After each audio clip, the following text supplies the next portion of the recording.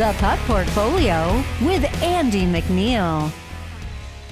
Hey, welcome to the Puck Portfolio presented by NorthStar Bets. I'm your host, Andy MacNeil with Canada Sports Betting. It is Thursday, April 25th. We have two games on the NHL docket. Game 3 between the Carolina Hurricanes and the New York Islanders. Also, Game 3 between the Florida Panthers and the Tampa Bay Lightning. But let's start with the Hurricanes and the Islanders. This one should be a cakewalk for the Hurricanes.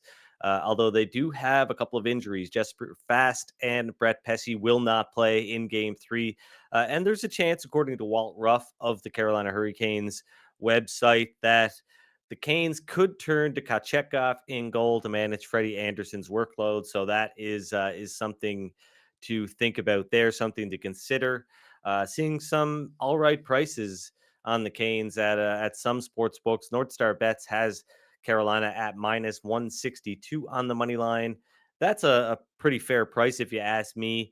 And if Kochetkov gets the nod, I think the Carolina Hurricanes should be a little bit of a smaller favorite than the current price of minus 162. So I see some sports books, maybe one or two out there listing the Hurricanes as a minus 150 favorite. If Anderson is in goal, that's a pretty great price. But I think that one would pretty much be fair if it is Kochetkov between the pipes for the Hurricanes. The Islanders, they've got to steal one here. It looks like they're going to be turning to Ilya Sorokin. Martin is going to be a game time decision, according to head coach Patrick Waugh. But yeah, not really any betting interest here on this one, unless Anderson plays, and then maybe I can grab an off market price. But yeah, Carolina should be in the low minus 160 range. The Panthers, though, I do think there is a little bit of value on the Panthers heading into Game 3 at Tampa Bay. Obviously, the Lightning, they've got their backs against the wall a bit, trying to avoid going 0-3 in the series. They're currently down 2 games against the Florida Panthers, and I think Florida should be a minus 110 favorite. We're seeing minus 106 at NorthStar Bets. Minus 105 seems to be a widely available price in the market. So I'm going to lock the Panthers in at minus 105 to win half a unit. So smallest play of the playoffs so far. Taking a little bit of that profit from that Game 2 win on the Vegas Golden Knights, plus 140 winners, plus 143 actually. Winner on the Vegas Golden Knights on Wednesday. Going to try and grow that a little bit with a smaller play on the Florida Panthers in Game 3 at minus 106 or better. So yeah, just one bet for Thursday. Not a big slate, of course, just 2 games, but we've got some games to look forward to on Friday, and there is one in particular that I want to focus on. I said I wasn't going to invest anymore into Winnipeg, but the Jets' money line odds are a bit too long, if you ask me. Winnipeg wasn't this big of an underdog when they visited Colorado twice in the regular season. And I don't think we've seen anything in the playoffs so far that would warrant such a big shift here. The Winnipeg Jets currently plus 143 on the money line at NorthStar Bets. Pretty good price, all things considered. I think the Jets should be priced closer to plus 133. Of course, we need Hellebuck to be a lot better than he was in Games 1 and Game 2. This series is knotted up at 1 game apiece. We've got the Jets at plus 115 to win the series. That series line now up to plus 130, plus 140 at various sports books. I'm not going to invest anymore in the Jets here to win the series, but I am going to take a flyer on them here to win this game because I think there's been a little bit of an overreaction. We haven't seen Winnipeg play their best game. It's going to be tough at Ball Arena in Denver, but I like the Jets at plus 143 on the money line, but I'm only going to risk 3/4 of a unit on this one, scaling it a little bit back. Maybe I don't want to get burned by having too much confidence in this Winnipeg Jets team. But yeah, 2 bets for Thursday and Friday. Maybe something changes heading into Friday. Of course, we'll be back here on the Canada Sports Betting YouTube channel with Nick Martin for a live stream on Friday at around 1 p.m. Eastern time. Jake, you're just finding out about that right now, but I just wanted to get that out there. We'll be back at around 1 p.m. Eastern time with Nick here live on the Canada Sports Betting YouTube channel. But yeah, what a wild night on Wednesday. Of course, grinding game three between the Boston Bruins and the Toronto Maple Leafs. It was Boston's best game of the series so far, though. And of course, I'm pretty happy about that. The Bruins had a strong game at even strength. They owned 60% of the shot attempts, 65% of the expected goals, according to Evolving Hockey. And they also brutalized the Maple Leafs on special teams, too. They went 2 for 3 on the power play. They killed off all 5 of Toronto's power plays. So yeah, pretty good night for the Boston Bruins. And Brad Marchand finally showed up. Of course, Jake DeBrusk continued his, you know, tear down of the Toronto Maple Leafs in the playoffs. He's been great against Toronto. But Brad Marchand, we were all waiting for him, at least, Bruins fans were all waiting for him to show up in this series. And he did in a big way, scored the winner just 18 seconds after Toronto had tied the game on a lucky bounce, a goal off of Hampus Lindholm's skate.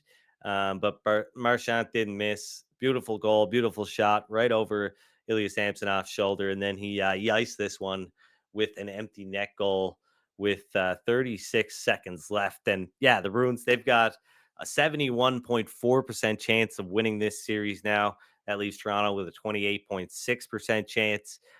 They have a 26.4% chance of winning in 5 games, 23.9%, roughly 24% of winning in 6 games. So we are looking at about a 50% chance that the Bruins will cover the minus 1.5 games series spread that we bet prior to the series at plus 170. So yeah, 50% chance of winning a plus 170 bet.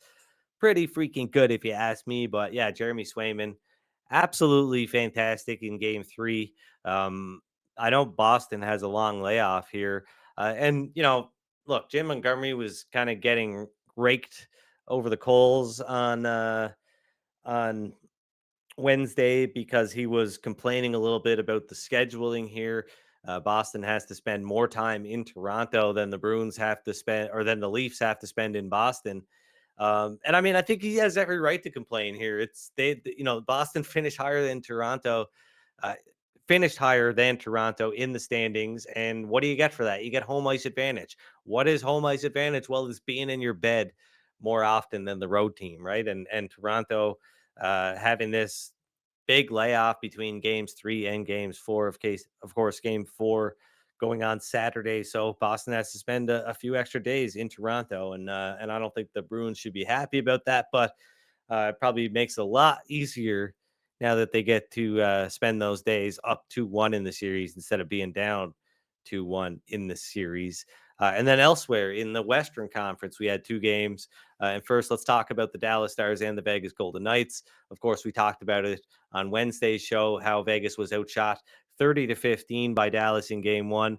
They managed, of course, to hold on to their 4-3 lead for the win. They scored 4 goals on their first 10 shots of the game, so they had the luxury of being able to sit back. Much tighter game in game 2, much better game from the Vegas Golden Knights.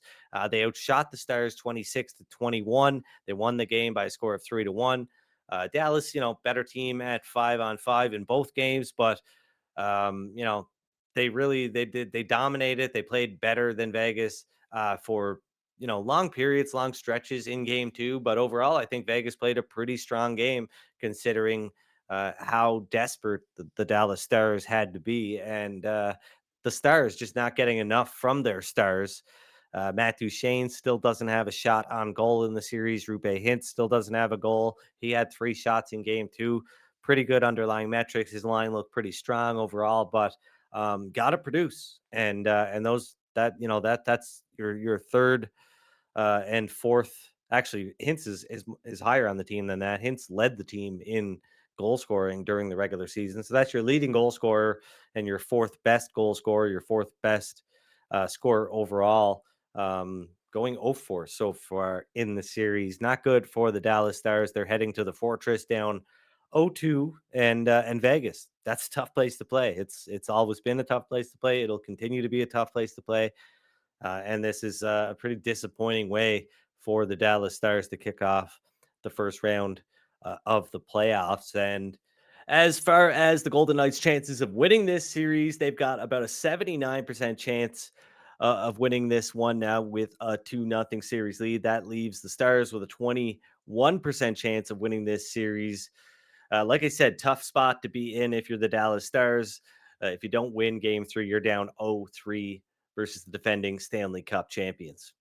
Then we had another disappointing showing elsewhere in Edmonton. Not disappointing if you are a fan of the Los Angeles Kings, though. I mean, the Kings had to respond in a big way after allowing McDavid to just, run over them in game one. McDavid had 5 points, three primary assists, two secondary assists in just 18 minutes and 49 seconds of ice time.